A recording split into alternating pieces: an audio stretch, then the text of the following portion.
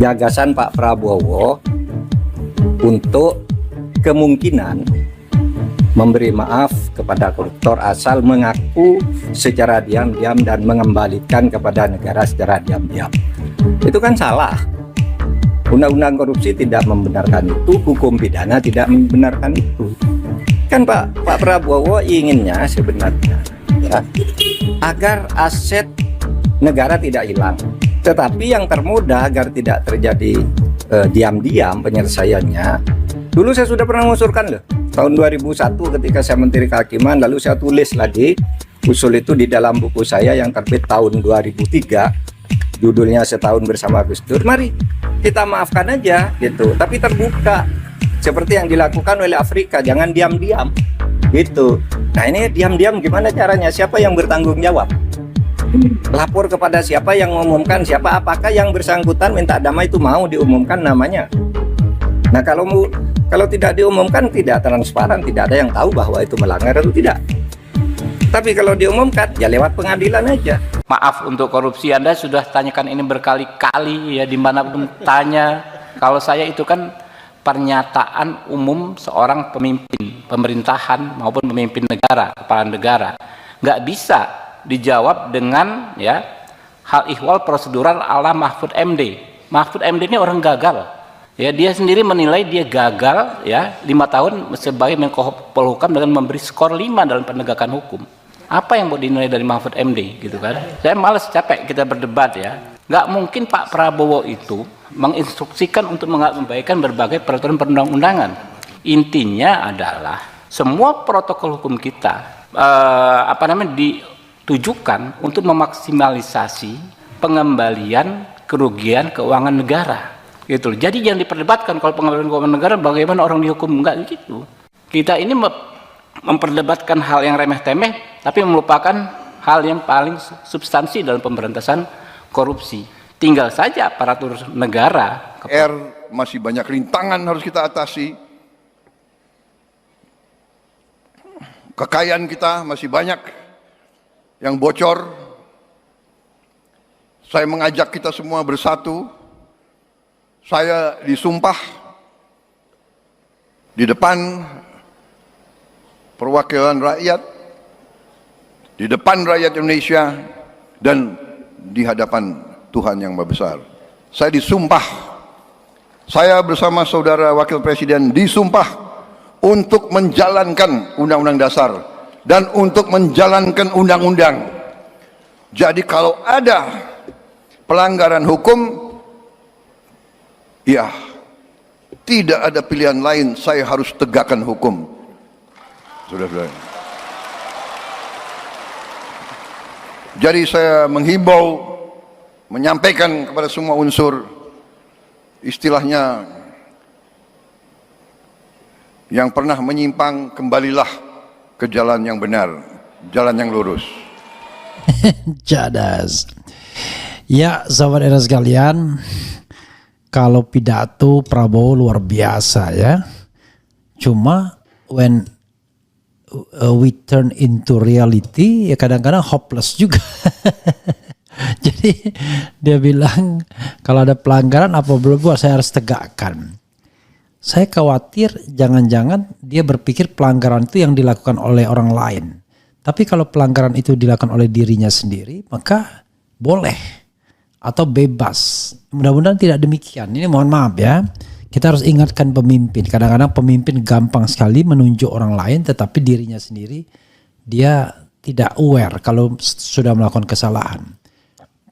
Apa kesalahannya? Ya saya tunjuk Mayor Teddy itu sebuah kesalahan. Sampai sekarang saya tidak bisa membenarkan bahwa ditunjuk sebagai sekretaris kabinet untuk mengelabui dibilang eselon 2, tapi rasa menteri kemana-mana diperkenalkan sebagai sekretaris kabinet. Bagaimana kita mengatakannya eselon 2, kemana-mana ikut presiden, mau dijadikan ajudan pangkat belum selesai, mau dimasukkan sebagai pejabat negara boleh, tetapi tidak mau meninggalkan karirnya di TNI, kan itu persoalannya. Sehingga yang terjadi adalah ditabrak undang-undang nomor 34 tahun 2004 tentang TNI. Sudah jelas-jelas dikatakan bahwa Tidak boleh perwira aktif itu masuk jabatan-jabatan non-militer kecuali di tempat tertentu saja. Dan yang disebutkan secara eksplisit itu, sekali lagi saya katakan, kantor Menko Polkam boleh, kantor Menteri Pertahanan boleh, kantor kemudian sekretaris militer boleh, kantor kemudian Lemhanas boleh, ya, Lembaga Ketahanan Nasional, kantor Dewan Pertahanan Nasional boleh, kemudian SAR boleh, ya, Badan Narkotika Nasional boleh, ya, kemudian apalagi Mahkamah Agung boleh, ya, tapi tidak ada sekretariat negara, sekretariat kabinet, apalagi sekarang untuk mengakomodasi Mayor Teddy, kemudian sekretariat kabinet dilebur ke dalam sekretariat negara, tapi Mayor Teddy fungsinya seperti bukan lagi sebagai sekretaris kabinet, tetapi fungsinya adalah sebagai ajudan. Kan agak bingung juga kita kemana-mana sekretaris kabinet mendampingi seorang presiden untuk semua urusan. Kalau urusan kabinet ya kabinet, tapi kan sekretaris kabinet itu pejabat eselon 1, bukan pejabat eselon 1 tapi pejabat negara. Ya tapi sudahlah. Jadi kalau kita bicara tentang melanggar hukum, susah kalau misalnya itu pelanggaran yang dirinya sendiri, ya. Di HUT Golkar, Prabowo tegaskan tak ampuni kadernya yang korupsi. Saya yang pertama akan menindak. Nanti kita akan dengarkan suaranya, ya. Presiden Prabowo Subianto menegaskan tak akan melindungi kadernya jika ada yang melakukan korupsi. Hal itu disampaikan saat Prabowo menghadiri HUT ke-60 Partai Golkar di Sentul International Convention Center, Bogor, Kamis. Jangan karena kau merasa Gerindra, kau berbuat menyimpang, berbuat seenaknya. Kau berharap Gerindra melindungi kau? Tidak, ujar Prabowo. Luar biasa. Sekarang bro, pembicaraan bisnis itu sekarang sudah mulai harus melibatkan Gerindra, ya, sebagai partai penguasa. Presiden juga menyampaikan pesan itu kepada para calon kepala daerah yang memenangi Pilkada 2024, ya.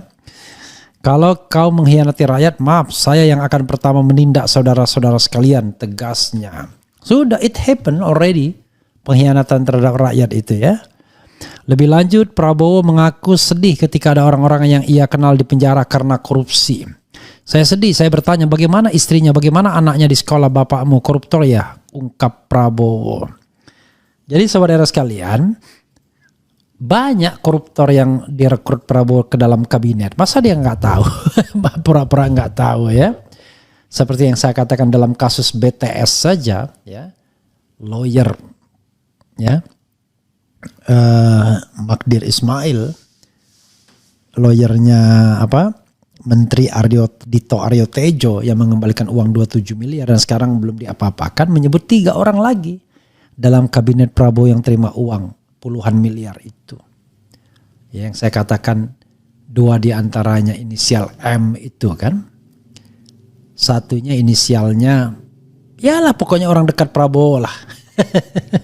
Jadi saya kadang-kadang ya gimana ya, apakah cuma omon-omon doang memberantas korupsi atau serius, ya? Kalau cuma omon-omon doang ya sudahlah, ya. Kita hanya berdoa mudah-mudahan ada keseriusan, tetapi kalau memang serius ya kita dukung, ya. Tapi sampai saat ini saya belum melihat ada keseriusan dalam pemberantasan korupsi kecuali omon-omon. Kalau serius kan mestinya dimulai dari rekrutmen menteri yang bebas dari indikasi korupsi. Ya, dia datang ke acara apa misalnya. Itu juga penting kita catat kan. Jadi saudara sekalian, ya itulah ya. Coba kita bacakanlah komentar sobat era sekalian, ya.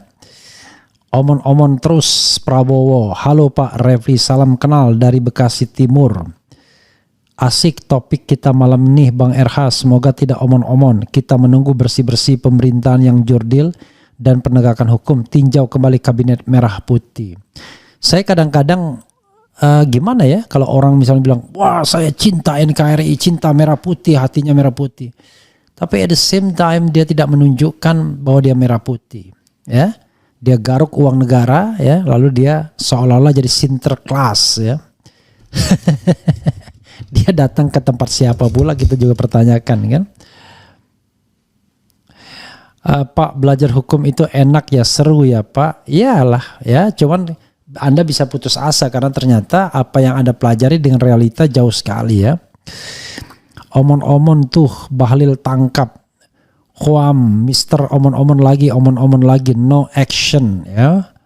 Kemudian omon-omon gak sesuai dengan kenyataan. Saya kuliah jurusannya administrasi bisnis, tapi selalu menonton politik hukum, terus baca buku ilmu hukum. Good, ya. Hanya bisa berdoa semoga Pak Prabowo jadi pemimpin amanah. Sekarang sudah amanah belum? Sawo rasa lemon, wowo cuma omon-omon, ya. Gajah di depan mata, ya. Jadi suka gitu gaya saya membaca tentang politik, tentang hukum. Lain di mulut, lain di hati. Ya, saudara sekalian, ya itulah, ya. Kadang-kadang kita mau diapain lagi lah. Begitulah bunyinya, ya. Begitulah omon-omonnya. Ingin yang namanya memberantas korupsi, tetapi belum ada action yang bisa kita catat, ya. Zarub Rikar bolehlah, tapi jangan lupa ada isu yang mengatakan jumlahnya tidak segitu bro, katanya. I don't know exactly, ya. Jadi negara ini banyak sekali dilingkari para penjahat, ya. Bahkan penjahat itu mendekat di lingkar kekuasaan dan kita nggak bisa apa-apa. Jadi selama pemimpinnya cuma omon-omon doang, ya berat. Jadi berbaik sangka itu boleh. Tetapi kalau kita tahu ada problem di sekitar kekuasaan tersebut dan kita masih juga merekrutnya, ya itulah yang namanya omon-omon, ya. Tapi mudah-mudahan sekali lagi kita doakan lah, ya. Mr. Presiden menjadi presiden yang amanah. Walaupun sejak hari pertama saya sudah hopeless.